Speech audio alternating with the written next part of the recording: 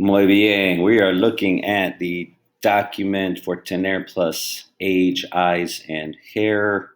Vemos aquí nuestro amigo Javier Bardem, actor famoso de España. So,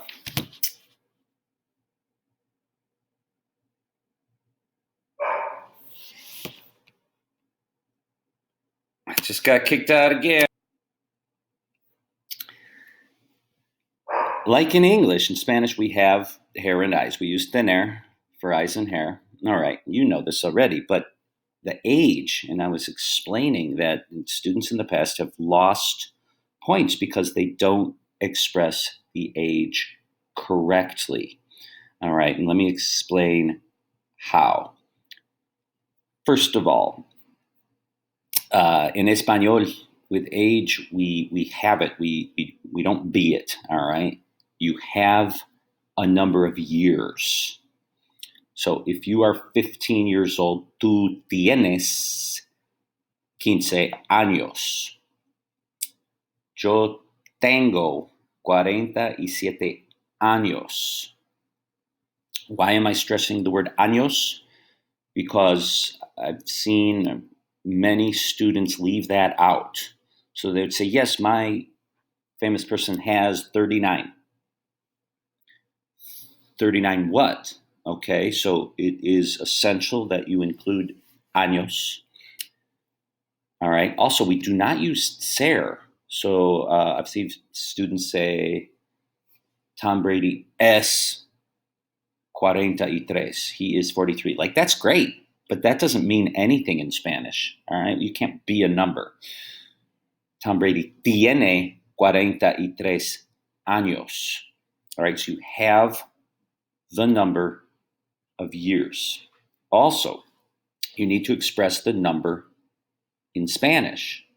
And I'm so happy that my example, Javier Bardem, has 51. And we know that 51 is 51.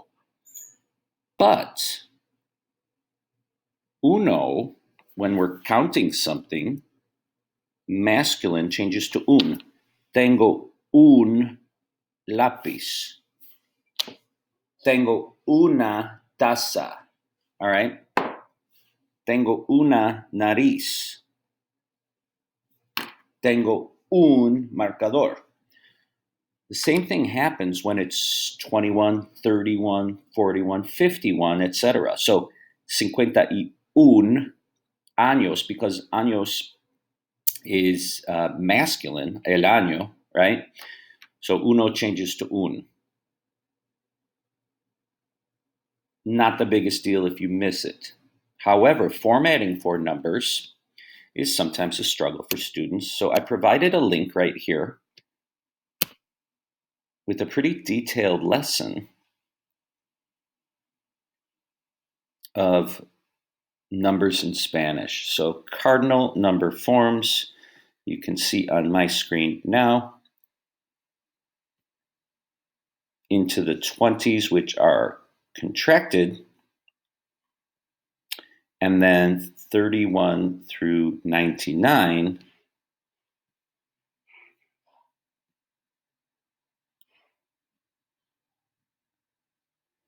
which has E, the letter Y, between the base 10 and the base 1. 31, 42, 75. You see the examples on my screen. All right. Then años, because we're expressing age. All right. So that link is embedded in the word number. All right. So use this structure to create or to build the age sentences for each of your 3 personas famosas. We're going to do the same thing for eyes right here. Javier Bardem tiene 51 años. He is 51. He has 51 years. All right. Luego, también tenemos los ojos. Javier Bardem tiene, same conjugation. He has, los ojos comes next because that's the noun, right? The noun comes before the adjective, And then we describe the eyes. Tiene los ojos marrones, bare minimum. You identify the color of the eyes and go back to Quizlet, go back to notes on los ojos if you need to. All right, that Quizlet set is great. It expresses things very well. Remember, for eyes, we use marrones, castaños. We will hear that, I guess. Or de color café. Ojos are plural and masculine, regardless of the gender of the person. All right, do not change it to like la hoja, all right, or something like that. Los ojos marrones, and make sure they are plural, unless we use that expression de color café, of coffee color, all right? Finalmente, hair.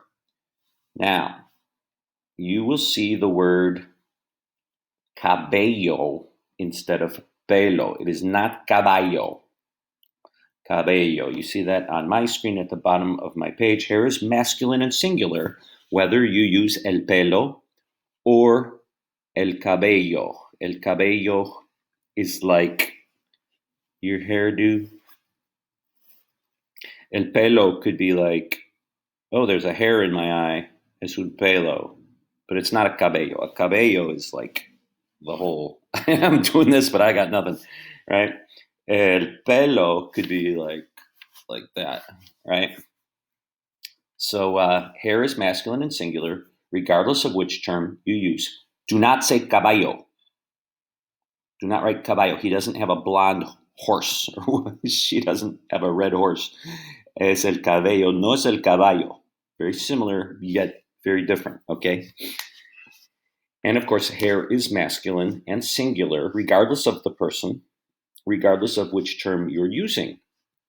So I'm describing Javier Bardem in this photo, donde tiene el cabello or el pelo castaño y corto. It's dark brown, short hair. All right? Now, we would also use tener for any other attributes. And I had fun finding these examples here. Again, using tiene. James Harden tiene una barba fantástica, ¿no? Best in the NBA.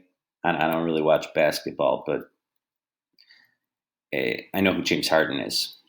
Tiene una barba negra y larga. Adam Levine tiene muchos tatuajes. Michael Phelps tiene los brazos muy largos. And maybe you're going to look something up, like una sonrisa. La sonrisa is a smile. Rachel McAdams tiene una sonrisa bonita. She has a pretty smile. Okay? So when you're mentioning other attributes, like beard, la barba is feminine.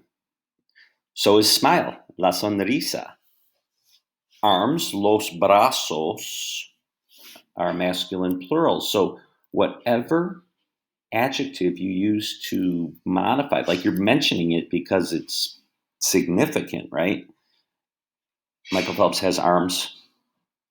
Duh, of course he has arms. But his part of his prowess in the pool comes from his huge wingspan, right? Greater than his height, which is the standard for most human beings. And a person has a tattoo, like, okay, Adam Levine has a lot of tattoos. And let's say you're talking about